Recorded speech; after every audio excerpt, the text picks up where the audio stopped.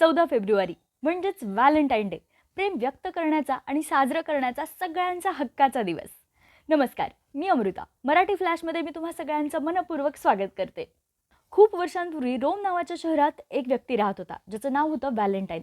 पण त्या काळच्या राजाचं असं म्हणणं होतं की प्रेम हे माणसाला कमकुवत बनवतं, त्यामुळे कुठल्याही सैनिकाने लग्न करू नये. पण व्हॅलेंटाईनला हे मान्य नव्हतं. त्याचं म्हणणं होतं की प्रेम आपल्याला जगण्याची खरी ताकद देतं. त्यामुळे त्याने काय केलं, प्रेम करणाऱ्या जोडप्यांचं गुपचूप लग्न लावून दिलं. ही बातमी कळली तिथल्या राजाला. मग त्याने व्हॅलेंटाईनला तुरुंगात टाकलं. व्हॅलेंटाईनला तुरुंगातल्या जेलरच्या मुलीसोबतच प्रेम झालं, पण त्याला फाशीची शिक्षा सुनावली गेली होती. तो दिवस होता 14 फेब्रुवारी.